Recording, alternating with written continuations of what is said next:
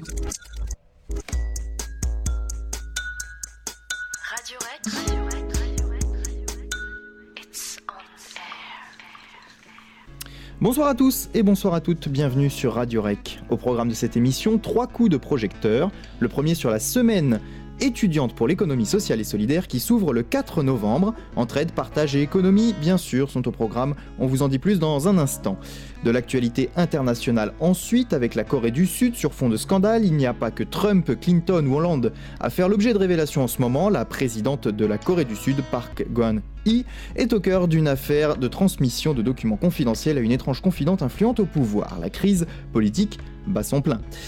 Et puis, pour finir, que penser de l'islam et surtout que penser du livre de Michel Onfray ? Penser l'islam, ce sera à la fin de cette émission. Politiquement incorrect, présenté par Nicolas. Et bonsoir à Marc qui nous accompagne ce soir. Bonsoir Nico. Bonsoir Hugo. Bonsoir. Et bonsoir Fanny. Bonsoir. Allez, nous sommes le jeudi 3 novembre 2016. Politiquement incorrect numéro 133, c'est parti.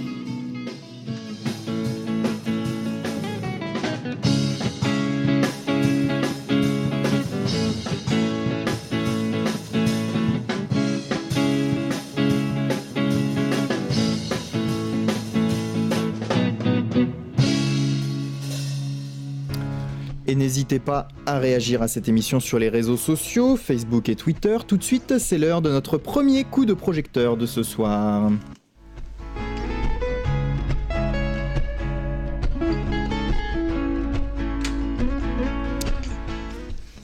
Et on commence avec la semaine étudiante de l'économie sociale et solidaire. Fanny, bonsoir, merci d'être avec nous ce soir pour nous parler de cette semaine qui débute demain soir ou demain dans la journée plutôt d'ailleurs. Ça va commencer demain soir nationalement. Nationalement demain soir. Alors voilà, en quoi consiste cette semaine étudiante ? Bon, en quoi consiste l'économie sociale et solidaire d'abord pour ceux qui ne le sauraient pas d'ailleurs finalement ? Alors, globalement, peut-être que je présenterai un petit peu plus après ce que c'est que l'économie sociale et solidaire, mais si on veut être assez caricatural, c'est un peu l'économie qu'on va mettre face à une économie dite capitalistique, où le but c'est de faire un maximum de profit et qui a un fonctionnement plutôt hiérarchique. Là, on est plutôt sur une économie de services, de partage, et où on va avoir un fonctionnement qui est plus démocratique, où les parties prenantes vont vraiment pouvoir participer et partager du coup à la fois le pouvoir et tout simplement l'argent qu'ils vont pouvoir réaliser par rapport à leurs services. Et donc, par rapport à ça, nous, on a envie vraiment de promouvoir cette économie au travers de la semaine étudiante pour l'économie sociale et solidaire. La semaine ESS, on l'a lancée il y a maintenant 4 ans. C'est un projet qu'on a voulu mettre en place au niveau de Solidarité étudiante, du coup la coopérative qui gère la COP Campus à la Maison de l'étudiant. C'était vraiment un projet qu'on voulait porter pour...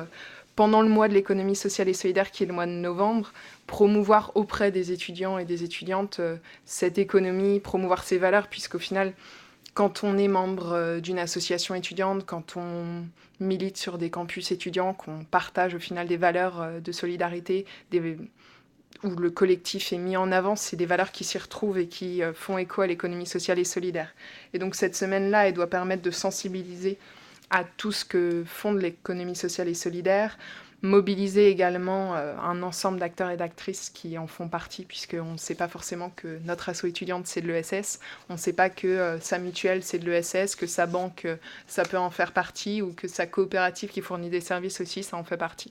Donc voilà, ça doit permettre de rassembler tous ces acteurs-là pour mettre en avant ces choses et également valoriser les initiatives qui vont être portées sur des campus, puisque là, on est particulièrement sur le territoire de Marne-la-Vallée, mais pour autant, la semaine ESS, elle va se porter partout en France au travers d'une labellisation qu'on a mis en place maintenant, il y a 1 an, sur le site du mois de l'économie sociale et solidaire.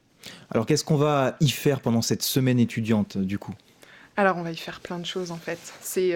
par exemple, une émission de radio où on va parler d'ESS. Ça va être aussi un village où on va inviter l'association qui explique comment réaliser son jardin partagé. On va y inviter du coup la coopérative bancaire qui développe ces services-là.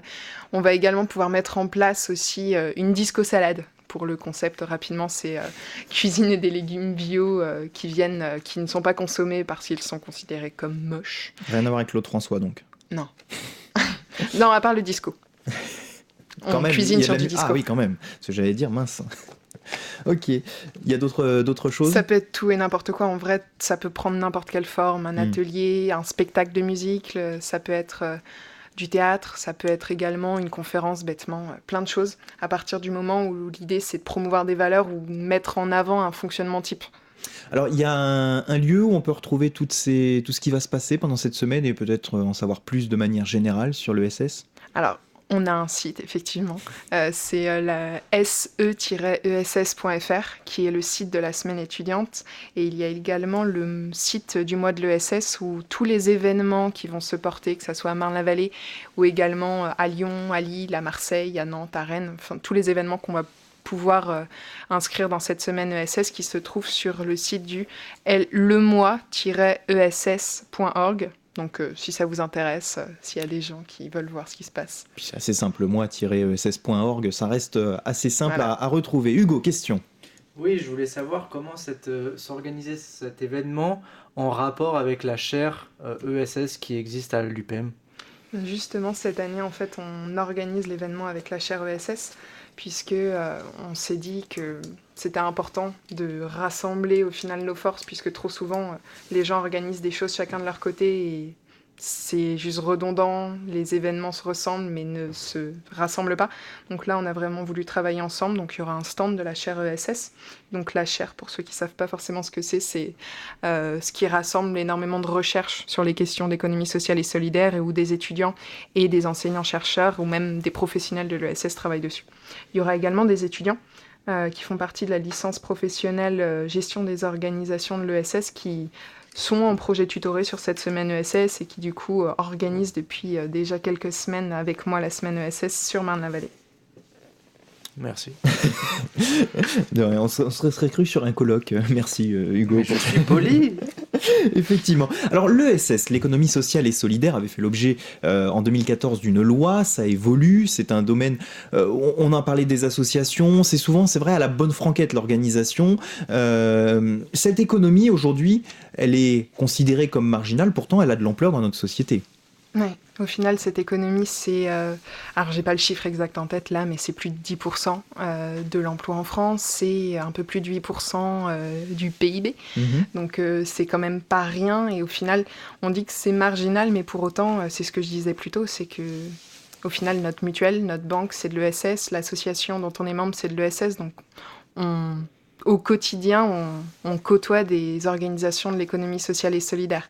Et c'est vrai que maintenant, à la base, l'ESS, ça partait sur un principe d'économie sociale, donc les organisations de base, les associations, les mutuelles, les coopératives, puis ça a rassemblé un peu plus largement des entreprises sociales, plus autour du coup des fondations. Avec cette loi ESS, en fait, on a fait un boulgui-boulga d'un peu tout pour rassembler à la fois des organisations qui portent l'économie sociale et solidaire à la fois par leur statut, dont je parlais juste avant, mais aussi par leurs valeurs.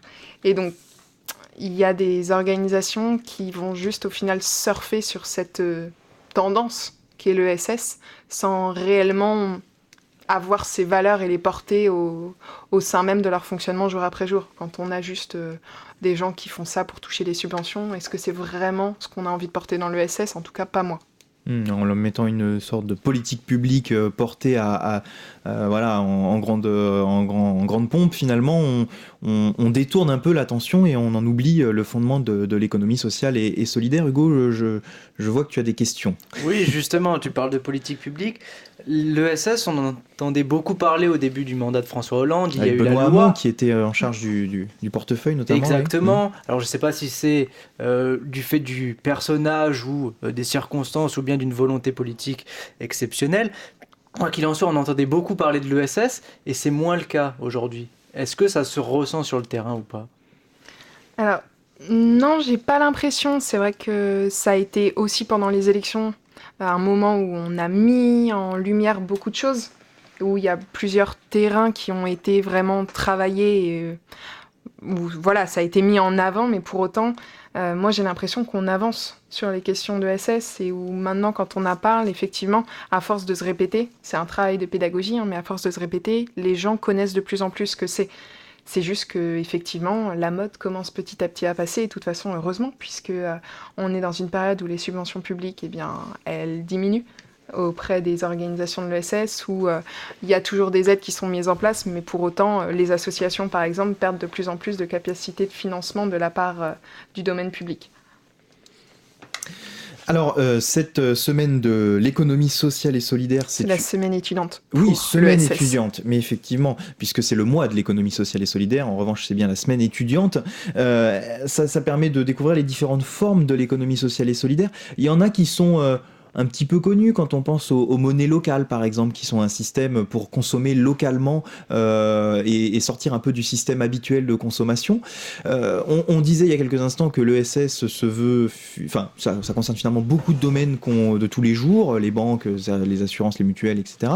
Et du coup, c'est quand même aussi un système qui permet parfois de se mettre en marge de tout ça et vraiment de consommer plus local, de rendre des services contre services. Enfin voilà, tout ça, c'est l'économie sociale et solidaire telle que les gens le voient de manière plus habituelle et finalement comme un phénomène un peu en retrait du système voilà, de l'Europe, de l'euro et même du système bancaire finalement.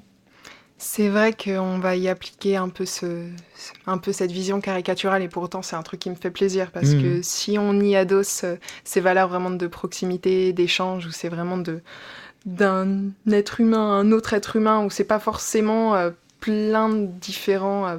ça doit passer par plein de différentes mains et au final perdre son sens, ça me dérange pas, mais pour autant, ça n'empêche que l'ESS, on le connaît peu parce que ça n'a pas le même nom dans d'autres pays, mais pour autant, c'est quelque chose qui est mondial. Il y a des développements aussi d'AMAP en Amérique latine, il y a des projets également de développement de coopératives en Algérie.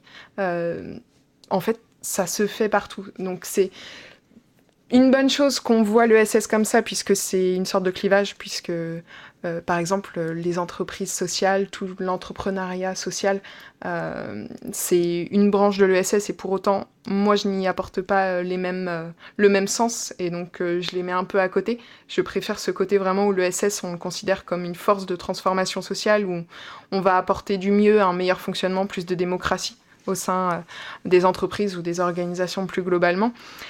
Mais d'un autre côté, du coup, ça a ce petit côté triste, puisque, voilà, c'est... En fait, dans notre entreprise, quand nous, on s'insérera professionnellement par la suite, l'ESS, on aura peut-être aussi envie de le retrouver, et pour autant, on aura notre patron, grand connard, qui viendra nous donner des ordres, et où on n'aura juste pas le droit de donner notre avis. Et pour autant, il y a des choses qui fonctionnent autrement. Ma coopérative, par exemple, on est étudiant, mais il y a des entreprises professionnelles, des SCOP, des sociétés coopératives de production qui, en gros, c'est les salariés qui gèrent leur propre leur propre organisation de travail. Ils possèdent leur outil de travail. Et donc ça, c'est quand même se dire qu'à un moment donné, on va plus loin dans notre fonctionnement, et ça marche. Alors on l'a compris, l'ESS, l'économie sociale et solidaire, peut toucher tous les publics, tout le monde peut évidemment de près ou de loin s'y rapporter. Est-ce qu'on peut imaginer une économie demain entièrement sociale et solidaire finalement dans ce monde actuel où le capitalisme et ce que tu viens de décrire au sein des entreprises est plus courant que l'inverse, est-ce qu'on peut avoir demain une économie sociale et solidaire, comme on parle des fois de développement durable ou de ce genre de choses qu'on essaye de ces notions qu'on essaye de faire sortir un peu partout?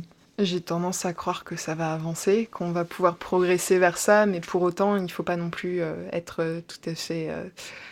idyllique ou idéaliste. On peut l'être, on peut se dire que dans le temps ça va avancer et vraiment arriver aussi à faire prendre conscience aux autres organisations qu'à un moment donné il faut penser un petit peu plus humain et moins profit, mais pour autant c'est une économie qui doit se penser aussi avec ces autres organisations capitalistiques. Et donc moi demain j'ai du mal à voir comment les deux peuvent travailler ensemble. Par contre, avoir un travail de fond où on va convaincre aussi chacun et chacune à faire mieux et à fonctionner plus ensemble, c'est quelque chose qui est possible, mais on va devoir s'y mettre à plusieurs pour le faire. Hugo, tu as voyagé. Est-ce que tu as pu, lors de tes rencontres, lors de ces voyages, voir des traces d'économie sociale et solidaire dans les quelques pays de ce bas monde? De ce bas monde. Oui, non, mais comme Fanny l'expliquait un peu, il y en a partout dans le monde. Moi, je suis allé récemment en Asie, et oui, il y a des traces de cette économie-là. Alors, précisément, je n'entrerai pas dans les détails, mais il y a des formes de solidarité, de bénévolat. On reste en plus dans le domaine de l'humanitaire, donc j'imagine que ça touche aussi l'économie sociale et solidaire. C'est des sociétés souvent paysannes, donc là encore, ou largement paysannes, donc il y a aussi cet rapport à la ruralité, au contact direct avec le paysan pour s'approvisionner de manière quasi individuelle ou sous forme de coopérative. Oui, ça existe assez largement. Alors il y a une autre actualité économique en ce moment qui ressort énormément, c'est ce fameux CETA, le traité européen-Canada, là, pour essayer de développer les échanges commerciaux. On le voit bien quand même qu'on a deux situations différentes entre une économie sociale et solidaire du quotidien, de faciliter les échanges du quotidien, et cette économie mondiale où on essaye de faciliter les échanges internationaux, Hugo. C'est exactement ce que j'avais expliqué. Oui, on essaye de faciliter les échanges aussi. Bon, c'est pas les échanges de même ordre, mais oui, ça reste dans une logique libre-échangiste. On a essayé avec les États-Unis, ça marche moyennement. On le fait à travers l'Union européenne. On essaye de le développer un peu partout à travers le monde, et ça se passe avec le Canada. Avec, je sais que tout le monde n'est pas d'accord, il y a pas mal de contestations, mais comme il y en avait également pour le TAFTA, et comme il y en a un peu partout à travers le monde. Et d'ailleurs, je pense que le CETA n'est pas l'accord le plus gros qui soit. Il y a des accords qui se préparent, notamment dans le Pacifique, qui sont largement plus... Mais pas grand-chose semble les arrêter, en tout cas, ces fameux ces traités, accords-là, ces accords. Oui, non. Comme on l'a vu avec le TAFTA, il peut y avoir des basculements, et les intérêts peuvent converger. Et on l'a vu, certains ont retourné leur veste finalement, ou des fois ça va un peu trop loin, et donc on arrête la discussion. Mais en effet, la tendance va plutôt à la signature de ce genre de traité-là. Fanny ? Oui, parce que ça me fait beaucoup rire tous les traités, tous les échanges qu'on appelle coopération entre des pays à l'international, puisqu'au final, ça ne veut rien dire. En fait, ce sont des partenariats, ou à peine des partenariats. On met derrière la coopération des choses qui n'y attraitent pas du tout. La coopération, c'est vraiment pas le même niveau d'échange, et où chacun y apporte les mêmes choses. Trop souvent, c'est des rapports de pouvoir, où on va aussi chercher à imposer sa force, et c'est bien sûr aussi ce qu'on voit, puisque c'est souvent beaucoup de lobbies qui vont faire que on arrive à faire passer ce genre d'accords qui sont très libéraux et qui au final ne conviennent pas forcément à la majorité, mais qui conviennent à ceux qui ont le plus. En tout cas, on l'a compris, si on souhaite faire des pâtes sur du disco, faut pas hésiter à se rendre à l'événement de la semaine étudiante. Et d'ailleurs, à Marne-la-Vallée, ça va avoir lieu le 8. Voilà, alors le 8, c'est où ? Le 8 novembre, à la Maison de l'Étudiant. À la Maison de l'Étudiant, il y aura aussi un petit événement, une action de réparation de vélos qui va se faire sur le parvis de la Maison de l'Étudiant. Ah, n'hésitez pas à ramener vos vélos alors. Voilà, exactement. Et d'ailleurs, petite information, c'est ce qu'on disait juste avant, mais demain, il y a le lancement national qui a lieu, et ça va se faire à l'atelier Île-de-France sur Paris, qui se trouve à Gare de l'Est. 8 impasse Boutron, si je ne me trompe pas. Et donc, si vous avez envie de venir débattre d'ailleurs de la question de l'engagement des jeunes... Donc là, ce sera du débat ? Alors, il y a du débat, il y a de la discussion. L'idée, c'est que il y a une émulsion collective qui se fasse, où chacun pourra discuter, que ça soit entre 3 tables rondes, en fait, sur l'engagement des jeunes, comment est-ce qu'il se développe en France, quels sont les échos qu'a l'engagement par rapport à l'économie sociale et solidaire également à l'étranger, et la 3e table ronde qui portera sur les possibles mutualisations à faire entre les différents pays, et comment chacun peut se servir aussi l'un à l'autre. Eh ben, on a tout à y gagner en tout cas. Et c'est à 18h30. Voilà, 18h30 le lancement donc à l'atelier Île-de-France et on a tout à gagner dans l'économie sociale et solidaire. Et donc n'hésitez pas à vous renseigner. On rappelle le site internet se-ess.fr, ça c'est pour la semaine étudiante. On a le mois-ess.org pour le mois de l'économie sociale et solidaire.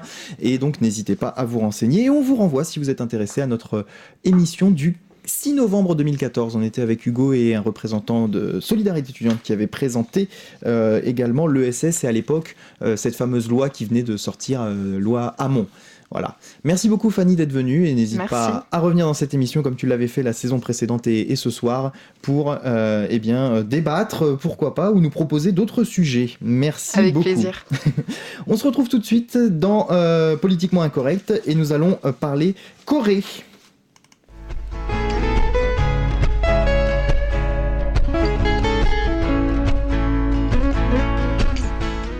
Et je reste avec mes deux acolytes, Marc et Hugo, messieurs.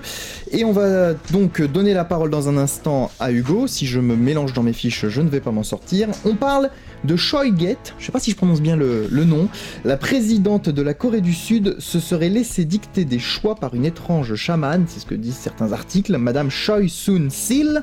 L'affaire est portée devant le tribunal et ça ne rigole pas en Corée, le gouvernement en prend pour son grade, Hugo. Alors on verra pour les cours de coréen juste après l'émission peut-être, parce qu'au niveau des noms et des prénoms, on n'y est pas encore.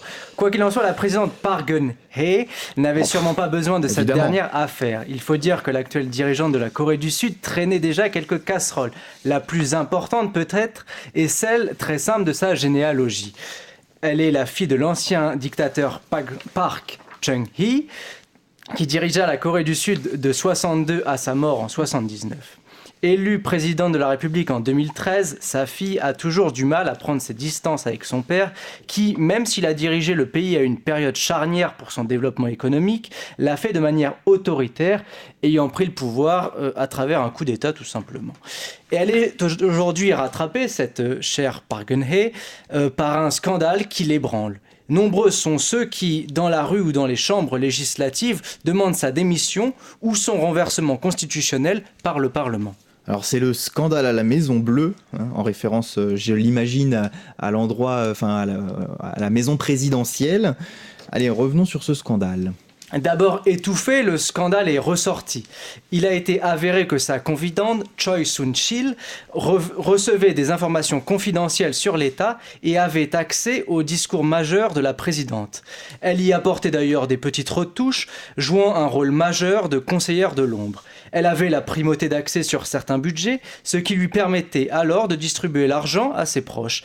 Elle a aussi profité de cette situation particulière pour demander des fonds aux grands groupes économiques, LG, Hyundai, etc., etc. Alors qu'elle présentait cela comme une action de charité, elle a détourné les fonds pour son usage personnel. Un bel exemple de corruption et de clientélisme. Enfin, une affaire de plus, rien de nouveau pour les Coréens, si ce n'est l'éclat de cette dernière. De nombreuses personnalités politiques ont déjà été concernées par des enquêtes sur la corruption, y compris d'anciens importants responsables politiques, dont les anciens présidents Lee Myung-bak ou Roh Moo-hyun, qui s'est d'ailleurs donné la mort alors qu'il était embourbé dans une affaire de corruption. La présidente Park, dont les deux parents ont été assassinés et qui est donc sans famille, avait pourtant insisté sur le fait qu'elle n'était pas corrompue et avait peu de chances de l'être, puisque souvent ces affaires sont liées à des relations familiales. Cependant, c'est justement sa situation familiale particulière qui a amené cette histoire d'influence dangereuse et cette histoire finalement de corruption. Parce qu'au milieu des années 70, Choi Tae-min, alors à la tête d'une secte, a contacté Park Geun-hye, qui était devenue première dame suite à l'assassinat de sa mère, et lui déclare pouvoir la mettre en relation avec la défunte, avec l'esprit de la défunte. On est dans une affaire tout à fait spirituelle. Et c'est ainsi que commence la relation d'un gourou à son élève devenu aujourd'hui chef d'État. Et le gourou est passé du père à la fille, puisque c'est la fille de Choi Tae-min qui est aujourd'hui la conseillère de l'ombre, ou qui était jusqu'à peu la conseillère de l'ombre de la présidente Park. Donc Choi Soon-sil, c'est donc cette fameuse personne. Alors quelles sont les conséquences de cette affaire affaire en Corée? Déjà, il faut resituer un petit peu. Park Geun-hye, elle est très décriée, elle est très critiquée. La présidente. Exactement. Cette présidente, donc, par toutes ces critiques, a amené la population à manifester assez largement. On a des manifestations qui sont très importantes, qui rappellent les derniers soulèvements de la sorte. C'était à la fin des années 2000, avec les manifestations anti-bœuf. Justement, on revient à la discussion qu'on avait tout à l'heure sur le traité CETA. Là, c'était un accord à l'époque Corée du Sud, États-Unis, et les Coréens s'étaient offusqués de voir le port américain arriver si facilement sur les terres coréennes. Enfin, voilà, des manifestations très importantes et qui ne sont pas nouvelles, puisque déjà on peut citer notamment les manifestations du 14 novembre dernier, qui avaient été réprimées au canon à eau et qui avaient été assez violentes à l'égard de la présidente actuelle. Il faut également citer les sondages largement en défaveur de Park Geun-hye. On parle parfois de moins de 10% d'opinion favorable. Donc là, il y a un peu le contact assez féroce avec François Hollande. Et surtout, là, c'est encore plus violent pour elle, plus de 60% des personnes interrogées qui souhaitent son départ, par la démission ou par un impeachment, comme on dit aux États-Unis, c'est-à-dire que le Parlement la dégage. Pour calmer cette tempête qui s'abat sur elle, finalement, la présidente conservatrice a fait le choix du remaniement, que l'on connaît souvent en France. Elle a fait appel à un nouveau Premier ministre, plutôt de gauche, professeur à l'université, ce qui est assez paradoxal parce que les professeurs sont souvent de droite en Corée du Sud, fin de parenthèse, et un nouveau ministre des Finances. Elle a aussi renvoyé un certain nombre de ses conseillers, et elle demande aujourd'hui pardon au peuple et appelle à l'union nationale. Mais l'union nationale n'est nullement actée, puisque l'opposition souhaite d'abord que la situation soit clarifiée avec cette Raspoutine coréenne. Et je me lance, il y a Wang Kyo-han qui a donc été limogé. C'était le Premier ministre qui a été limogé par la présidente coréenne. On le sent bien, il y a je sais plus, de l'eau dans le gaz, je vais y arriver. Et alors on peut se demander s'il s'agit finalement d'un épiphénomène, parce que nous Français qui sommes loin, on n'en entend pas parler beaucoup à la télé ou dans les médias, ou s'il s'agit d'une goutte d'eau ou d'un grand phénomène en Corée. Qu'est-ce qu'il en est là-bas? Pardon. Ce qui est assez révélateur, c'est même que dans le tourment de cette affaire, Park a proposé une révision constitutionnelle afin de donner au futur président, non pas à elle-même, un champ plus libre. Elle a deux grandes idées: qu'un deuxième mandat soit possible pour le président et que la durée soit étendue. C'est actuellement une durée de 5 ans. Les dispositions actuelles seraient un frein pour les politiques de long terme, notamment les politiques nord-sud entre les deux Corées. C'est ce qu'elle nous explique. La Corée du Sud, pour rappel, fonctionne avec un mandat présidentiel unique, qui est une décision prise suite à la période autoritaire dominée par le père de Park Geun-hye. Quoi qu'il en soit, cette proposition, sans doute intéressée, peut-être même suggérée par Choi Soon-sil, son ancienne conseillère de l'ombre, qui vient s'ajouter à cette drôle d'affaire, permet en tout cas de rappeler les maux dont souffre la vie politique sud-coréenne. La corruption est le plus grand de ces maux, et l'organisation de l'économie en consortium n'y est pas étrangère par ailleurs. En parallèle, il y a le régionalisme, c'est-à-dire que les partis sont élus selon une logique régionale, telle région votant pour tel parti, le pays étant découpé grosso modo en 3. Ce régionalisme, qui encourage d'ailleurs la corruption, marque aussi une large faiblesse idéologique et une absence d'originalité programmatique des partis politiques. Les partis politiques changent au gré des envies et des tendances de leaders et de noms. Enfin, pas sûr donc que cette affaire soit la dernière, et je mets ma main à couper que, d'une part, Park Geun-hye ne sera pas présidente la prochaine fois, ça c'est sûr, mais que ces affaires vont se multiplier, étant donné les liens très étroits qui existent entre les milieux politiques et les milieux industriaux économiques. Bon, alors on ne sait pas si cette goutte d'eau fera déborder le vase, mais en tout cas, on suivra l'affaire si nécessaire. Hugo, quelle est ton intime conviction? Va-t-elle partir ou va-t-elle rester? Combien de temps il lui reste dans son mandat, la présidente? Jusqu'à 2018. Donc il lui reste encore un an et demi. Un an et demi. Moi, étant donné les décisions qu'elle a prise récemment, il semblerait qu'elle tienne le coup, sachant qu'elle a été de toute façon contestée depuis le début. Un peu comme François Hollande finalement. Oui, c'est un peu ça, mais c'était assez marrant parce qu'elle a été élue un peu par défaut, j'imagine.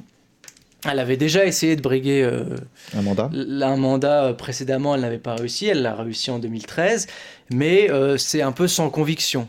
C'est-à-dire qu'en interrogeant beaucoup les gens, il y en avait peu qui étaient favorables à Parguené. De toute façon, chez les jeunes, aucun, parce que c'est encore une fois très sectorisé le vote en Corée du Sud.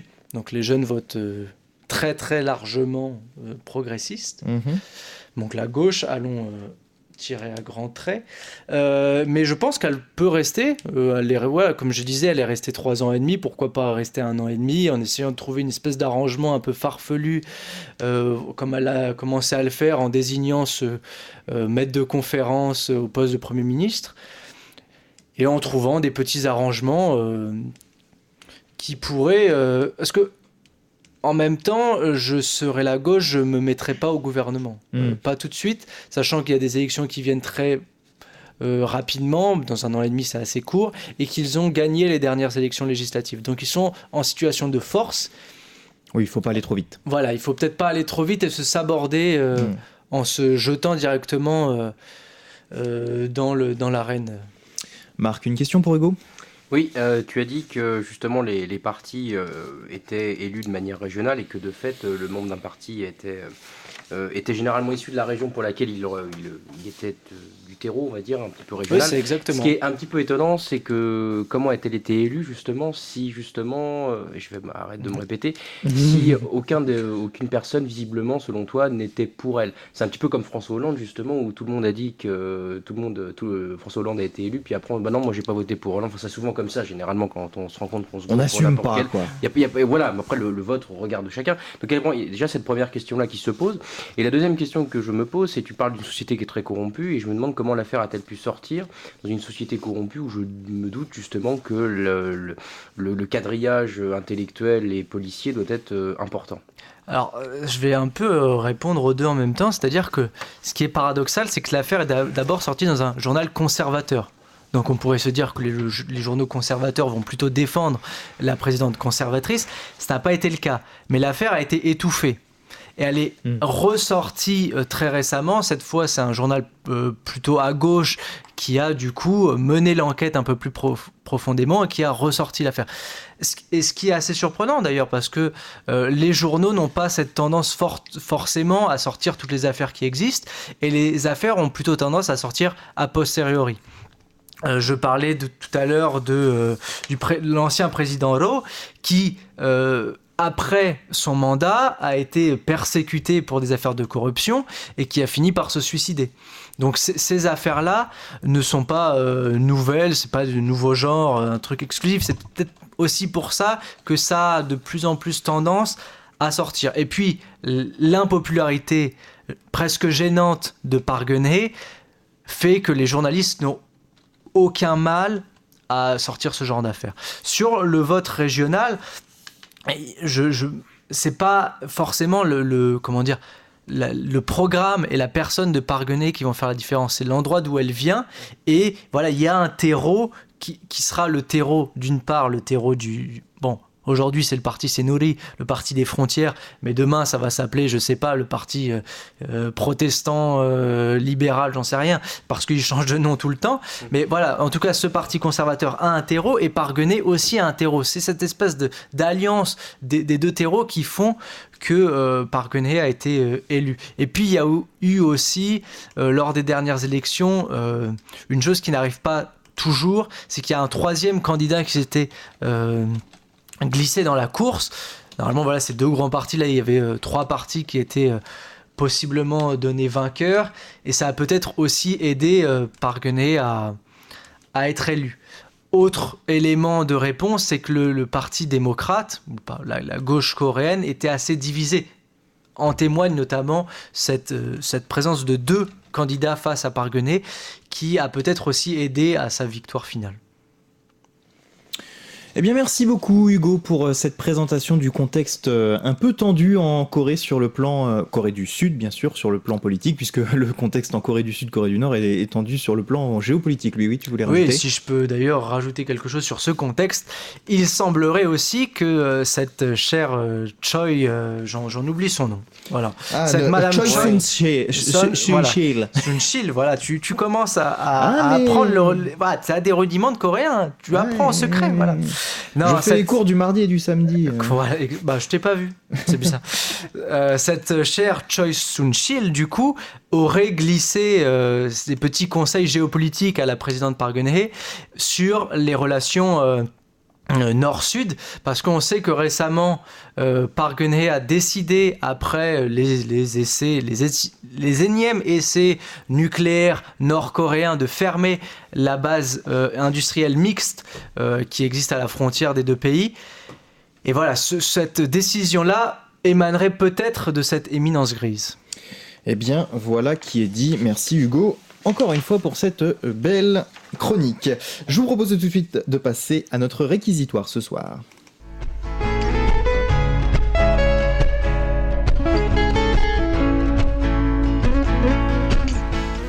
Penser l'islam, P-E-N-S-E-R, bien sûr, et pas penser P-A-N-S-E-R comme on pourrait le penser. C'est le nom de cet ouvrage de Michel Onfray que Marc a lu pour nous. Michel Onfray qui écrit ce livre en 180 pages, 17 €, vous pouvez le trouver aux éditions Grasset, ou 11,99 € pour l'édition numérique pour ceux qui veulent l'avoir sur leur tablette. Il est paru le 16 mars 2016, et comme à son habitude, il fait polémique, Marc, non ? Comme toujours, quand il y a Onfray qui sort, généralement ça y va, la chevalerie médiatique arrive toujours sur Onfray. Alors moi, je ne suis pas un défenseur non plus de Michel Onfray à toutes les épreuves, c'est pas la question, mais je pense que c'est un ouvrage qu'il faut déjà lire pour se donner un avis, parce que beaucoup de gens, je lui dis, pensent Michel Onfray à travers ce qu'il dit et pas à travers ce qu'il écrit. Moi, je me rends compte souvent qu'il est meilleur quand il écrit que quand il parle, parce que des fois, il s'énerve assez vite, il prend la mouche pour rien, et c'est vrai qu'on a... Pour les personnes qui émettent des doutes et sur Onfray, il ne faut pas le regarder pour le comprendre, malheureusement. Non, c'est un livre, je pense, qu'en tant que n'importe quel type de citoyen, on doit lire, même quelqu'un qui veut s'intéresser à la question de l'islam, c'est un additif, c'est-à-dire qu'on ne peut pas penser la question de l'islam à travers cet ouvrage-là, c'est-à-dire qu'il faut avoir à côté lu le Coran dans diverses, à mon avis, traductions, il faut avoir un travail assez global sur les hadiths du prophète, sur les biographies de Mahomet. Enfin, il y a tout un travail en amont à faire avant de commencer par penser l'islam, justement. Mais c'est un ouvrage, à mon avis, essentiel. Pourquoi ? Parce qu'il aborde la question d'une manière totalement différente de ce qu'on entend régulièrement, et non pas par, à mon avis, volonté du politiquement incorrect, pour le coup. C'est une volonté, je pense, tout simplement d'un intellectuel, un philosophe, qui est dans une technique là, un petit peu journalistique. C'est vrai qu'on cherche un petit peu à travailler sur le corps du texte, et qui nous propose donc d'avoir une introduction, suivie en fait d'un entretien qu'il fait avec une journaliste. Et il conclut, et sa conclusion s'appelle « Pour ne pas conclure ». Et c'est tout au long de cet ouvrage, qui est des fois un peu décousu en raison de l'entretien, on comprend ce que veut dire Onfray. C'est-à-dire qu'il est bien évident qu'aujourd'hui, et dans le poids de l'histoire, ça a toujours été comme ça, que les minorités agissantes ont toujours plus de poids que les majorités silencieuses. Et effectivement, il ne faut pas résumer la question de l'islam à la question des terroristes. Cependant, il ne faut pas non plus détacher la question de l'islam de la question des terroristes. Pourquoi ? Parce que aujourd'hui, penser que les terroristes, par ce qu'ils font, sont opposés à une logique coranique, logique de l'islam, à mon avis, un non-sens. C'est ce que dit Onfray, et je pense qu'il a raison. C'est le problème de tout texte religieux d'ailleurs, parce que même si vous avez diverses traductions possibles, généralement on s'entend sur les corps de texte qui sont généralement assez clairs. C'est-à-dire que vous avez des appels à la même dans la Bible. Hein, on se souvient de Jésus qui chasse les marchands du temple, qui fait je vous amène la glaive, pas la paix. Donc dans chaque texte, même ça peut être le Talmud ou la Torah, vous avez dans chaque texte des appels à la haine ou des appels justement à la paix. Et c'est ça le problème d'un texte religieux, et là on parle de l'islam, donc parlons de l'islam, c'est ça aussi le problème de l'islam, c'est-à-dire qu'on sait très bien que ça a été écrit sur 2 siècles, qu'il y a une période où le prophète va à la guerre, donc effectivement vous avez des sourates qui sont belliqueuses, et effectivement aujourd'hui les gens qui se revendiquent de cet islam politique, donc théocratique, parce que Daesh est avant tout une constitution étatique, c'est ce qui l'a différencié d'Al-Qaïda, même si Al-Qaïda peut être un adjuvant comme Boko Haram de Daesh, Donc on est dans des logiques où effectivement le texte nous permet de penser la chose de manière binaire, c'est-à-dire à la fois des sourates qui vont nous dire pas de contraintes en matière de religion, d'appel justement à respecter son prochain, entre guillemets, et d'autres qui vont nous faire savoir qu'il faut tuer les infidèles, qu'il faut avoir des logiques antisémites, phallocrates, misogynes, etc. Donc là, je veux dire, si on est dans une perspective assez large, on se rend compte que n'importe quel type de traduction nous offre quasiment la même compréhension de la chose. C'est-à-dire qu'il n'y a pas besoin d'interpréter ou d'instrumentaliser. C'est ça la grande... C'est pour ça que c'est intéressant, c'est qu'on objecte toujours à cette question de penser l'islam, justement le fait, oui, mais ces terroristes n'ont rien à voir avec l'islam parce qu'ils instrumentalisent l'islam. Je ne pense pas que dans n'importe quel texte religieux, on est dans des logiques où on instrumentalise. Quand 10 traductions vous proposent quasiment la même source de compréhension, vous n'avez pas à interpréter ou à instrumentaliser, tuer les infidèles. Il y a un problème, selon moi, et c'est ce que d'ailleurs dit Onfray, un problème de contextualisation. Là, on est plus dans le juste. C'est-à-dire que quand vous contextualisez, vous savez les différentes périodes d'écriture du Coran et vous savez qu'il y a deux histoires parallèles qui se complètent. Ça, c'est la première chose. Donc, je pense que par un texte qui offre un peu le pour et le contre, on peut justifier ce que dit Onfray, le pire et le meilleur. C'est-à-dire que ceux qui se revendiquent d'un islam pacifique sont dans une logique coranique, dans une logique de l'islam, et ceux qui sont dans une logique belliqueuse, sont dans des logiques tout à fait aussi en accord avec ce que peut proposer le texte. Ça, c'est la première chose. Par contre, la question où là Onfray est à mon avis plus pertinent et encore plus intéressant plutôt, c'est quand il aborde les raisons qui font agir les terroristes. On ne peut pas prendre un texte seul pour dire ces gens-là se revendiquent d'un texte, point à la ligne. Il y a un terreau assez favorable qui peuvent pousser ces actions-là. Il y a deux choses fondamentales. C'est d'un côté la question... il y a trois choses que nous dit Onfray. C'est d'abord la question déjà de la politique extérieure. L'autre question, c'est la politique de l'éducation dans notre pays, par exemple, ou dans un autre cas, la question de l'intégration. Alors avant, c'était l'assimilation, là, on parle d'intégration, et aujourd'hui, on parle d'inclusion, je crois, il me semble. Donc, on est dans des logiques où ces trois choses-là n'ont pas fonctionné. L'éducation, on voit que l'éducation est rendue un petit peu détestable. On a une éducation qu'il faudrait totalement revoir en long et en large, c'est bien évident. On a une question aussi de l'assimilation, d'intégration qui se base malheureusement entre deux visions du monde, c'est-à-dire l'idée un peu progressiste où tout le monde est français, et d'autres qui s'opposent à ça en disant que l'identité française est avant tout une question je vais y arriver, une question de prendre ce qui existe. À Rome, fait comme les Romains, si vous voulez. C'est un peu l'idée. Donc, on a une vision très binaire de la chose qui ne permet pas de pouvoir s'intégrer assez facilement. Ça, c'est les deux premières choses. Mais la question la plus fondamentale, c'est la question de la politique extérieure. Moi, j'ai toujours été contre les interventions extérieures, que ce soit au Mali, en Afghanistan, en Irak, etc. Et je considère qu'on ne peut pas penser la question du terrorisme et du terrorisme islamique, puisqu'on l'appelle comme ça, sans parler des interventions extérieures. Vous savez, toutes les interventions militaires, ce qu'on appelle généralement l'interventionnisme, alors il peut être multilatéral ou unilatéral, ça dépend les périodes, notamment avec les États-Unis, ça peut changer.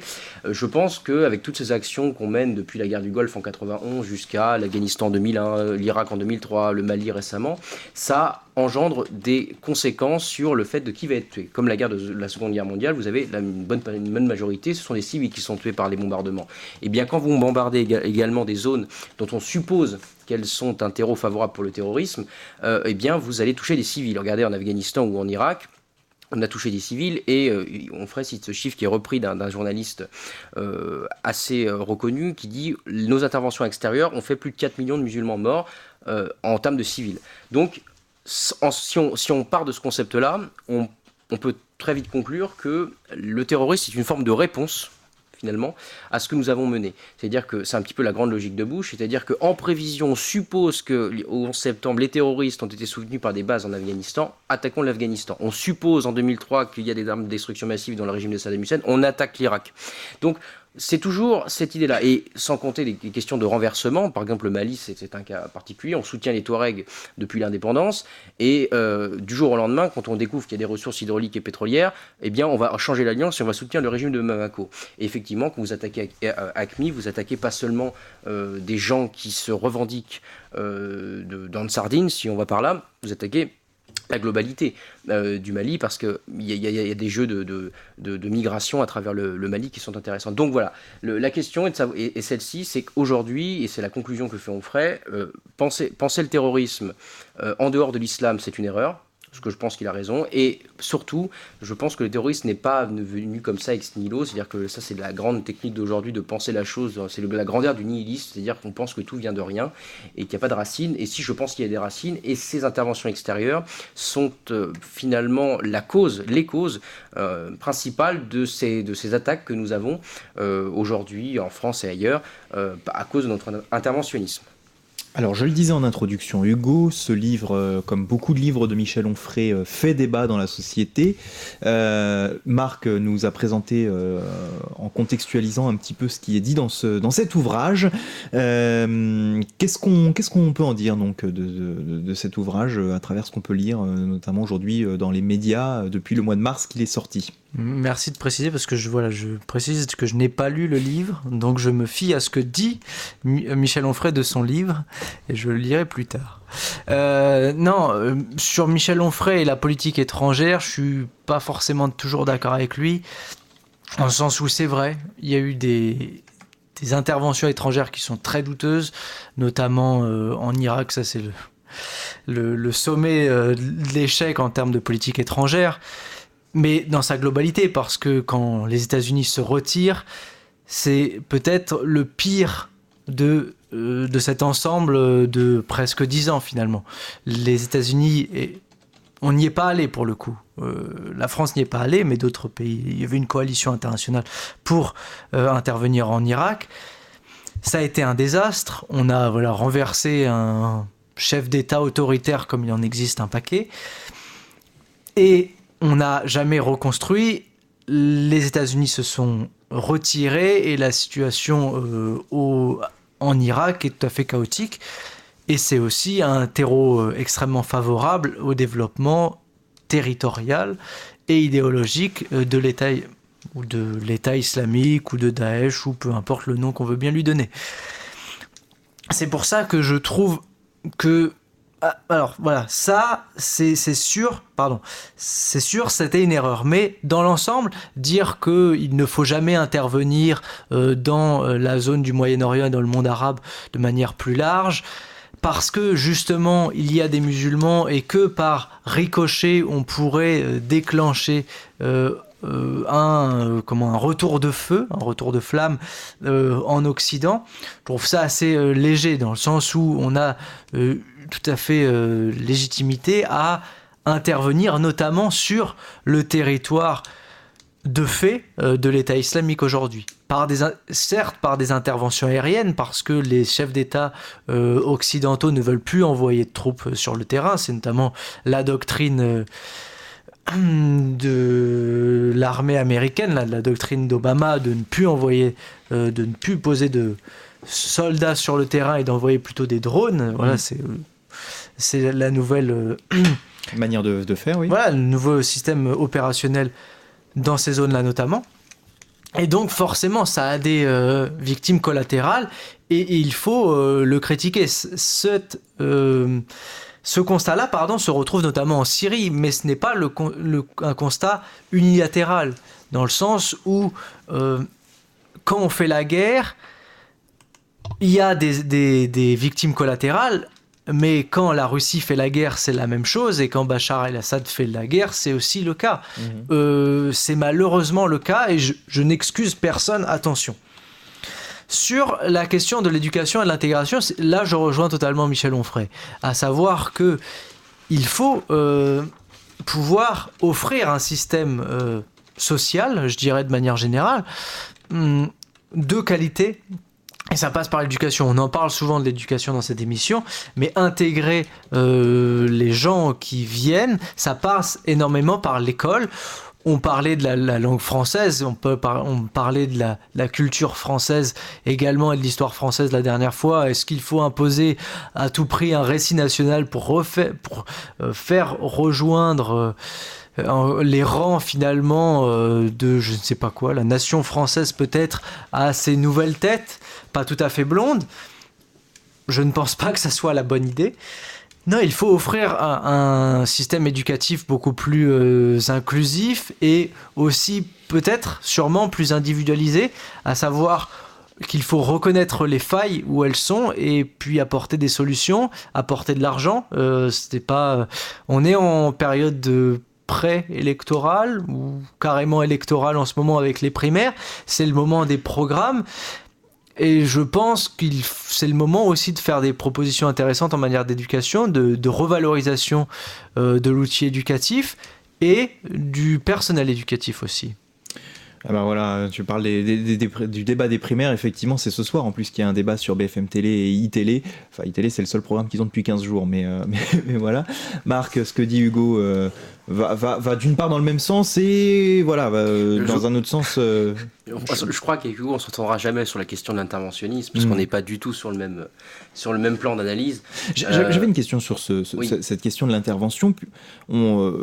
À t'entendre dans nos émissions, tu nous dis très régulièrement que tout ce qu'on a aujourd'hui, c'est ce qu'on a finalement semé. On récolte ce que l'on a semé en étant intervenu par le passé politiquement, et aujourd'hui on est obligé d'intervenir militairement puisqu'il y a des soucis dans ces zones-là.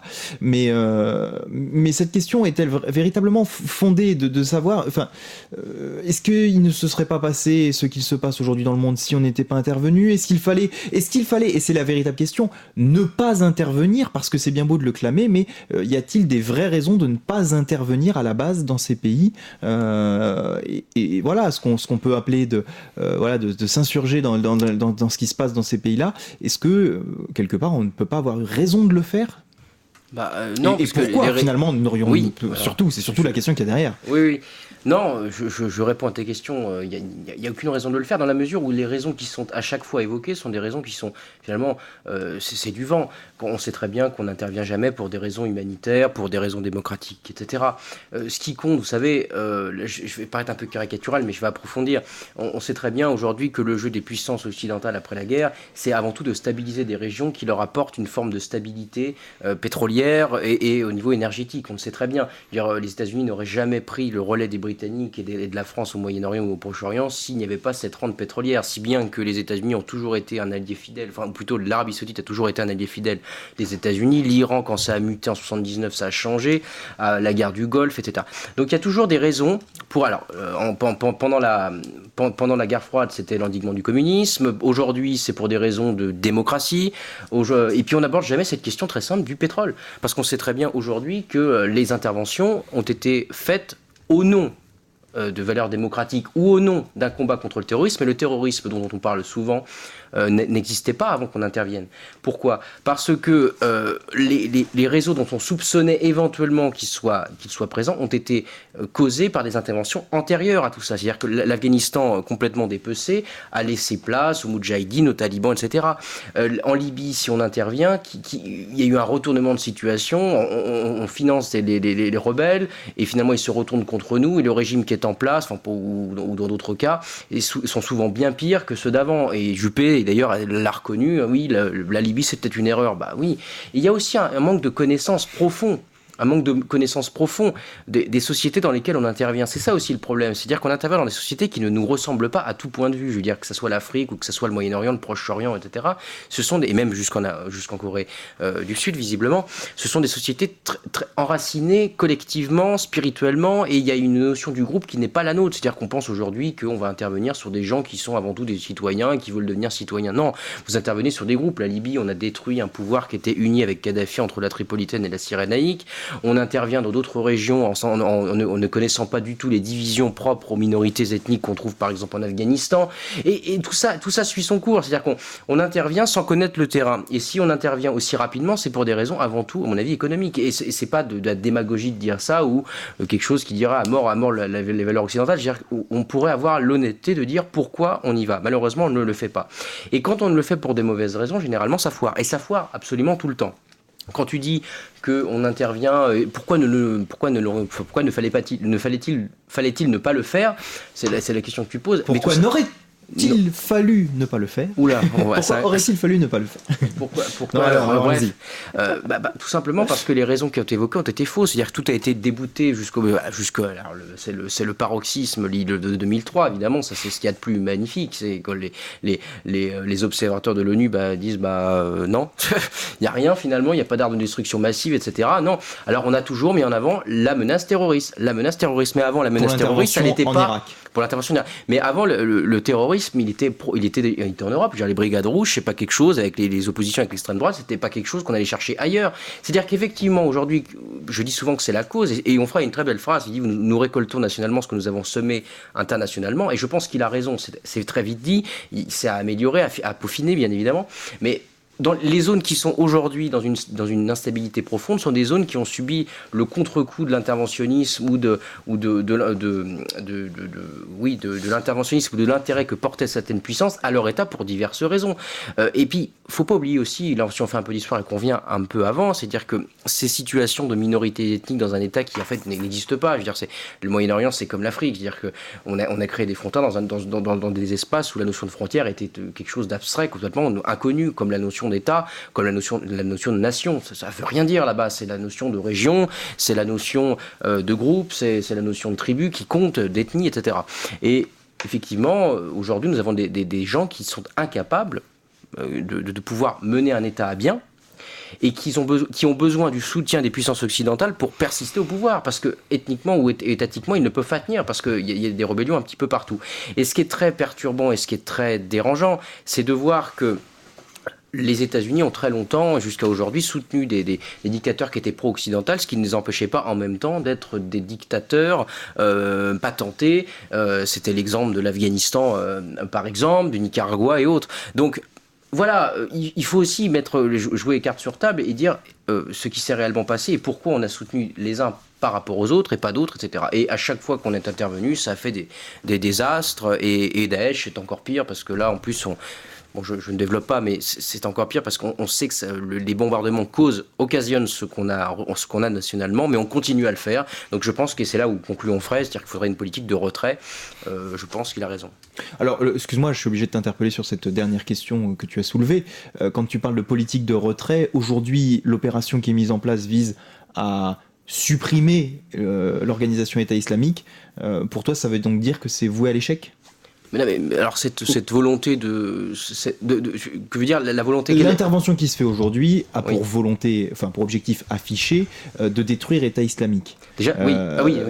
Voilà, tu viens de dire que grosso modo la meilleure solution ce serait de partir. Aujourd'hui les opérations en cours visent à cela. Est-ce que ça veut dire que c'est voué à l'échec ou qu'elles vont réussir et donc quelqu'un ne comprend pas pourquoi est-ce qu'il faudrait se retirer parce que ils vont pas arrêter de faire des attentats du jour au lendemain comme ça. Non, mais déjà, il n'y a pas une intervention, il y a des interventions. Oui, des interventions. Effectivement, déjà, la logique américaine n'est pas la logique française, qui n'est pas la logique russe. Déjà, vous êtes déjà dans une division de l'interventionnisme à bien des échelles. Les États-Unis ne veulent pas bombarder ad vitam aeternam parce qu'ils veulent garder, dans une logique de containment, justement, cette zone pour savoir que la tête se trouve ici et pas ailleurs. C'est une logique américaine qui est défendue depuis très très très longtemps. La France, contrairement à elle, veut bombarder et la Russie dit attendez... calmons-nous, ne faisons pas éclater les choses trop vite. Bon, je résume très globalement, sinon ça va nous emmener sur des heures. Mais en tout cas, cette zone syro-irakienne qui est déstabilisée, où c'est le cœur de Daesh, est paradoxale parce que nous sommes aujourd'hui dans l'idée du califat, c'est-à-dire que vous avez la volonté d'une constitution, d'un État, d'une constitution étatique. Et ce qui est très perturbant, c'est-à-dire que nous avions connu le terrorisme aujourd'hui, avec Boko Haram, avec Al-Qaïda, avec ACPA, diverses formes, des groupuscules terroristes dont on sait qu'il y avait des têtes un petit peu partout en Afghanistan et autres, mais nous n'avions jamais l'idée de pouvoir voir ces espèces de groupes se fédérer entre elles pour diverses raisons économiques et autres, se fédérer en une idée qu'on pourrait éventuellement instituer un État islamique. Oui. Et c'est ça la grande différence d'aujourd'hui, c'est-à-dire qu'il va falloir penser la question non plus en termes de sectes terroristes, mais en termes d'une constitution qui regrouperait ces divers acteurs dans une constitution étatique qui mettrait à mal les souverainetés étatiques des pays qui sont encerclés dans la zone syro-irakienne. Donc Le problème étant, c'est que faire ici? Je pense que la meilleure façon de traiter un ennemi, c'est un petit peu comme Clausewitz se disait, c'est justement le rapport ami-ennemi. C'est-à-dire qu'il faut, à un moment, avoir une politique qui consiste à accepter le dialogue avec l'acteur. Sinon on continue ad vitam aeternam et on se mangera les actions en retour à chaque fois, c'est obligé. Ça, c'est un postulat, mais bon, ça répondait pas vraiment à la question que j'ai posée. C'est un échec. C'est un échec. Enfin, tu disais, c'est vous à l'échec. Moi, je pense. C'est une question. Oui. C'est pas mon. Moi, je pense que ce sera de toute façon un échec. C'est évident parce que tuer une tête, il en repoussera 10 quand on est dans le cas du terrorisme. Ça, c'est évident. Mais ça sera un échec parce que le problème, c'est qu'on ne traite pas cet acteur comme un autre, comme on a pu le faire avec d'autres puissances à l'époque pendant diverses guerres, comme un acteur. Non, on dit que c'est des barbares, on simplifie à outrance leur action alors qu'eux ont une véritable volonté derrière, quoi qu'on en pense, bien entendu. Hugo. Alors déjà, Marc a un peu caricaturé mon discours en disant que j'ai cru comprendre être interventionniste. Non, j'ai dit on ne sera jamais d'accord sur l'interventionnisme. Bon, je préfère clarifier en tout cas. Je ne suis pas, malgré tout, interventionniste à tout point de vue. Non, je le critique en général, sauf dans la situation exceptionnelle qui est la nôtre aujourd'hui. Tu critiques l'interventionnisme qu'il y a pu y avoir par le passé, mais aujourd'hui, force est de constater qu'on est obligé d'intervenir. Voilà, parce qu'aujourd'hui, on ne discute pas, excuse-moi, avec l'État islamique. Ce n'est pas du tout la même constitution. Il a beau avoir cette volonté de se constituer en État, il est dirigé par non pas des diplomates ou des hommes politiques, il est dirigé par des fanatiques religieux. Il y a quand même une structure qui commence à se mettre en place dans l'État islamique avec des chargés de communication, des hommes politiques. Enfin voilà, l'organisation commence à ressembler à une vraie organisation. Je ne sais pas si on peut parler d'organisation étatique. On aura bientôt un remaniement, tu vas voir. Ça va être génial. On va peut-être remanier, on va peut-être en tuer 2-3. Voilà. Puis... voilà. D'ailleurs, la conseillère n'est pas intéressée au Corée, non? Voilà, c'est un mode de gouvernement après. Oui, couper des têtes, raqueter la population, c'est intéressant. Violer les femmes. Ça se retrouve mais dans est-ce que tu te caricatures toi-même? Non, mais messieurs, ça se retrouve aussi dans des États existants aujourd'hui et reconnus par l'ONU. Ça peut se retrouver, mais c'est pas avec ça qu'on constitue un État. C'est ça que je veux dire. Et déjà, pour être un État, il faut être reconnu. C'est un peu la base. Il faut un territoire, un gouvernement et une population. Eux décident qui est leur population. Les gouvernants arrivent là un peu par hasard ou par leur bonne volonté, et le territoire est volé sur le dos d'États faillis ou en pleine défaillance. Donc c'est pour ça que je suis tout à fait hagard d'une part devant la situation, et aussi que j'ai des doutes sur la sincérité, je dirais, diplomatique des responsables politiques de l'État islamique. D'autant plus, si je puis me permettre, qu'en ce moment, ils sont en train, évidemment, de se restructurer pour attaquer les pays locaux et ont demandé, par l'intermédiaire des dernières informations communiquées à tous ceux qui les soutenaient, de provoquer la chute des États alentours de l'intérieur. Oui, Marc ? Ah bon, pardon. Donc voilà, effectivement. Hugo, pour terminer, excuse-moi, je t'ai coupé. Je l'ai coupé. Ah, il me coupe. Je vois Marc qui est prêt à bondir. Ensuite, sur alors, on parlait d'interventionnisme. On va parler de retrait aussi. Marc disait, il faut se retirer, il faut arrêter. Mais justement, c'est le retrait, malheureusement, qui a amené cette situation-là. Je n'encourage encore une fois pas l'interventionnisme. Au départ, l'intervention qui a été faite en Irak en 2003, comme l'a montré Marc, a été faite sur des arguments, sur des fondations tout à fait fallacieuses, puisque voilà, il n'y avait pas d'armes de destruction massive. Mais le problème, c'est qu'une fois qu'on y est, le mal est fait, entre guillemets, et se retirer, certes après 10 ans, mais pour autant sans politique réelle de construction, de reconstruction d'un État, parce que là, on est dans la géopolitique pure et dure, c'est-à-dire détruire et reconstruire un État avec une administration, parce que il faut savoir que quand vous coupez une tête, il y a toujours toute cette administration derrière. Donc qu'est-ce qu'on en fait? Est-ce que ces personnes-là doivent aller en prison? Si c'est le cas, il faut reformer des gens pour occuper toutes les strates de l'État, et ça prend énormément de temps, et qui plus est dans un pays qu'on ne maîtrise pas, parce qu'il y a ces différences culturelles énoncées par Marc. Ensuite, dernière chose, Daesh ou Al-Qaïda, certes, ce sont deux logiques différentes, avec cette logique territoriale pour Daesh et le contraire pour Al-Qaïda qui était plus en réseaux internationaux. Quoi qu'il en soit, ce sont deux logiques qui sont implantées à travers le monde. Même si Daesh a cette implantation territoriale entre l'Irak et la Syrie, il a aussi des agents à travers le monde, comme tu disais, faire imploser des régimes à l'étranger aux alentours, mais aussi au Nigeria, parce que Boko Haram a porté allégeance à Daesh. Donc ce groupe, ce qu'on appelle groupe État islamique, se retrouve un peu partout dans le monde. Partout. Peut-être pas en Amérique du Sud, peut-être pas en Corée, mais se retrouve assez largement à travers le monde. Et donc, peu importe qu'il soit territorialisé ou non, il nous attaque et c'est en cela qu'il faut se défendre. Et je pense que les laisser se former en État ne va pas soudainement amener l'État islamique à être quelque chose de rationnel et de tout à fait raisonné qui va cesser du jour au lendemain de nous attaquer. Je vois Marc essayer de griffonner sa réponse sur la feuille, mais il a du mal avec le stylo, donc on va lui donner la parole, ce sera plus simple. Oui, ça sera plus simple. Alors, je réagis avec notre cher Hugo. J'ai trouvé assez incohérent. Excuse-moi, mais j'adore ta réflexion et ta rhétorique, mais je te trouve assez incohérent. C'est le bulletin de notes de Marc. Parce que tu parles du fait que c'est un acteur qui s'impose sur un territoire, c'est un acteur qui, par ses pratiques, n'est pas effectivement reconnu comme le parangon justement du pacifisme au niveau international. C'est évident. Dans ce cas-là, je te ferai remarquer que l'histoire et la construction d'État à travers l'histoire s'est faite sur des idées de conquête, et plus récemment, le conflit israélo-palestinien incarne tout ça. Donc si on extrapole un petit peu, avec des degrés moindres évidemment au niveau du côté belliciste, on est quand même dans des logiques où là, je suis désolé... L'État israélien, pour en parler, a été reconnu,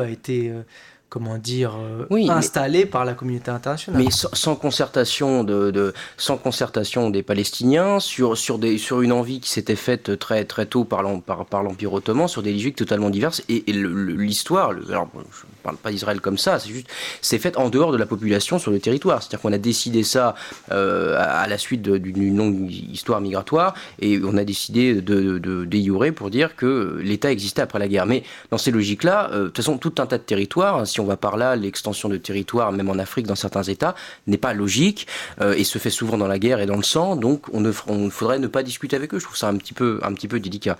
Ensuite, tu parles de l'interventionnisme, ou comme quoi, maintenant qu'on y est, il faudrait qu'on continue parce que, si vous voulez, tu remues un peu le couteau dans la plaie. C'est-à-dire que, étant donné que maintenant on y est, il faut toujours continuer. En fait, le problème, c'est que ça va être une réaction en chaîne. C'est qu'à chaque fois, ceci va causer cela. C'est cause et conséquence. Et si on était très logique dans notre interventionnisme, puis on pense qu'il y a des régimes qui sont dangereux pour notre démocratie, dangereux pour l'humanité et dangereux pour les populations qui y vivent, on irait bombarder la Corée du Nord, on irait bombarder la Chine, on irait libérer le Tibet, ça aurait beaucoup de gueule, c'est évident, mais autrement dit, on n'est pas dans les logiques non plus humanitaires où la démocratie, il faut la défendre. La Corée du Nord est en soi une menace. On en parle toujours comme une menace, mais personne n'intervient, ce qui fait qu'il y a d'autres raisons à l'interventionnisme. On pourrait même libérer Cuba, pourquoi pas. Alors, si je me permets, la Corée du Nord est une menace, mais elle n'a pas encore attaqué. Mais comme les autres. Non, mais l'État islamique, excuse-moi. Je parle de l'interventionnisme en soi. Islamique. Mais l'État islamiste est une conséquence de nos interventions. Certes, diverses. Mais une fois qu'on a dit ça, quand on fait... Mais si on prend le constat aujourd'hui... Voilà. Ce que je veux dire, c'est qu'ils ont... Je suis désolé. Oui, mais si on prend aujourd'hui, ou depuis sa création, ou ce qui peut être appelé une création de l'État islamique, ils envoient leurs soldats...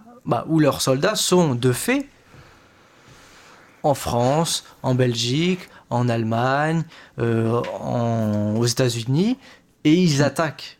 Oui, mais alors, je prends le cas inverse. Imaginons qu'on pense, comme on a fait en Afghanistan ou autre, imaginons qu'on pense qu'il y a une menace en Corée du Nord, on nous dit souvent que c'est une menace. Oui, on peut intervenir, et puis vous êtes sûr que peut-être 20 ans plus tard, il va y avoir tous ces mécontents justement de cette intervention qui vont se regrouper dans quelque chose. C'est obligé. C'est comme ça que ça fonctionne. C'est-à-dire que Daesh n'est ni plus ni moins finalement que l'antichambre de tous ceux qui ont été bombardés et tous ceux qui ont la mémoire de ces bombardements et de ces destructions étatiques. Et justement, je rebondis sur les constructions étatiques en disant il faut se retirer quand on aura réussi à reconcilier le tout, la démocratie, etc. Je suis désolé. Cite-moi un exemple de cas de reconstruction après un conflit qui a fonctionné. Aucun. Printemps arabe, 0. Les interventions qu'on a faites en Irak, 0. En Afghanistan, c'est... Alors, n'en parlons pas. Il est peut-être encore un petit peu tôt pour juger des des réussites ou non de ces guerres récentes, j'entends. Oui, mais alors non, l'Afghanistan, c'est pas récent, hein, si on va par là. Le conflit irakien non plus, si on va par là. Les conflits arabes, je suis désolé, ce sont des conflits où nous nous sommes, entre guillemets, retirés en pensant que tout allait bien, puis finalement, ça a dégénéré. C'est-à-dire que l'exemple tunisien, l'exemple égyptien, algérien, c'était différent, et Maroc également, mais l'exemple qui était posé justement par les printemps arabes avec la Libye. Bon, la Libye, on sait que ça ne fonctionnait pas, mais l'exemple de la Tunisie, on cite souvent que c'est un exemple de démocratisation. Rien ne va. Donc arrêtons un peu de dire qu'on part à chaque fois que ça va. Il n'y a pas une question de durée. C'est-à-dire que quand vous organisez une histoire qui s'opère en dehors de ceux qui y vivent dans cette histoire nationale, ça ne peut pas fonctionner. La Libye, ça ne fonctionnera pas. On peut pas lâcher un pays en disant qu'il va falloir qu'ils aient le même mode de vie que nous. C'est pas possible. C'est impossible, et ils ne seront démocrates que quand si leur histoire leur dit un jour qu'il faut qu'ils soient démocrates. On n'impose jamais ça à l'Afrique. Regardez, j'en parle pas souvent maintenant, mais j'en reparle. L'Afrique, c'est ça. On intervient en Côte d'Ivoire, au Mali, etc. On impose la Constitution, on impose l'État, on impose la nation. On voit bien que tout ça ne prend pas. Alors, puisqu'on quitte ces pays depuis des années, nous dis-tu, et qu'on a eu l'occasion de voir que ça ne fonctionnait pas, que faire puisqu'on les a quittés et que ça ne fonctionne pas? Si on y va, t'es pas content non plus, que faire? Les laisser s'organiser. Les laisser, c'est ce qui se passe, puisqu'ils s'organisent et des années après, il n'y a rien. Il n'y a rien, mais la seule chose qui se c'est passe, pas à nous d'intervenir sur l'idée des autres, sur ce qu'il faut. La seule chose qui se passe, c'est qu'il y a des groupes terroristes qui sont en train de naître dans certains de ces États. Pas dans tous, Nicolas. Là, je parle d'un problème de fond, c'est-à-dire le problème de l'État et de la nation. Alors, quand il n'y a pas le terrorisme, qu'y a-t-il? Un État qui est dirigé. Politique. Non, ça peut être une forme de stabilité, mais on sait très bien que les minorités qui sont dans ces États sont mal représentées, mal entendues, et que ça ne fonctionne pas. C'est-à-dire que l'idée d'État-nation ne fonctionne pas. Donc, on n'intervient plus, ça ne fonctionne pas. On intervient, ça ne fonctionne pas. Oui. Alors, laissons l'histoire se faire dans ces pays-là. Ce n'est pas à nous d'aller dire ce qu'il faut faire ou pas, parce qu'on voit que c'est pire à chaque fois. C'est-à-dire que la Libye, on dit, alors on faut intervenir parce que ça ne va pas, on laisse se reconstruire, ça ne fonctionne pas. Et on n'a jamais essayé de se dire, bon, ça pète, laissons voir comment la population, jamais on a essayé. Donc vous pouvez pas me reprocher de dire, t'as une logique, ça va rien donner, on n'a jamais essayé ça. Donc voilà. C'est le rôle que s'est donné l'ONU au lendemain des guerres mondiales. Oui, alors si l'ONU se donne ce rôle-là, alors on va libérer le Tibet, on va attaquer la Corée du Nord. Non mais c'est pas facile, Nicolas, c'est juste que, au bout d'un moment, il faut se poser la question de savoir, est-ce qu'il y a des bénéfices à en tirer de ce qu'on a fait ou pas? Moi, je considère que la réponse est non, et qu'on le fait pour de mauvaises raisons, pour capter les ressources de certains de ces pays-là. Voilà, la chose est simple. Après, on peut ne pas être d'accord, mais laissons le choix à ces sociétés de s'organiser, parce qu'on voit très bien que généralement, ça ne fonctionne pas. Il faudrait revoir le squelette de la constitution de l'État dans certains de ces pays-là. C'est-à-dire que l'État en soi ne fonctionne pas, la démocratie version occidentale ne fonctionne pas. Il faut laisser le poids de l'histoire. On a mis du temps à devenir comme ça, nous. Hugo, pour une dernière intervention, pardon. Non, juste de rappeler quand même qu'entre la Libye et le Tibet, il y a des intérêts qui diffèrent. La Tibet est sous giron chinois, la Libye est beaucoup plus proche de nous. C'est une ancienne colonie italienne, donc européenne. Et donc forcément, ça reste dans notre précaré. On ne peut pas intervenir au Tibet ou en Corée du Nord avec la même facilité, parce que voilà, la Corée du Nord est entre les États-Unis et la Chine, et donc forcément il y a des intérêts qui sont divergents. Eh bien merci messieurs pour ce débat final. Merci Marc, merci Hugo, merci à Fanny qui nous a accompagnés durant le début de cette émission. On rappelle la semaine étudiante pour l'économie sociale et solidaire qui débute demain, le 4 novembre, notamment à l'université de Marne-la-Vallée. N'hésitez pas à vous rendre aux différentes manifestations. Et puis c'est aussi le mois de l'économie sociale et solidaire, ce mois de novembre. Mais c'est aussi le mois pour arrêter de fumer, puisqu'on est dans les mois de. N'hésitez pas, puisque c'est le mois. Marc est en train de jouer avec ma feuille. Merci de me rendre ma feuille à la fin, Marc. Le mois donc, et bien n'hésitez pas, le mois sans tabac, et vous pouvez retrouver bien sûr toutes les informations sur internet sur ce mois-ci. Vous pouvez aussi retrouver l'ensemble des programmes de Radio Rec sur radio-rec.fr. Enfin, vous pouvez réagir, poser vos questions ou participer sur les réseaux sociaux, on vous y attend nombreux. Merci à notre public de ce soir, on avait 2 personnes qui étaient avec nous, et voilà, merci de nous avoir soutenus durant cette émission. À bientôt, bonsoir, bisous. Suivez-nous sur radio-rec.fr, partagez l'émission sur Facebook et Twitter, retrouvez-nous sur YouTube.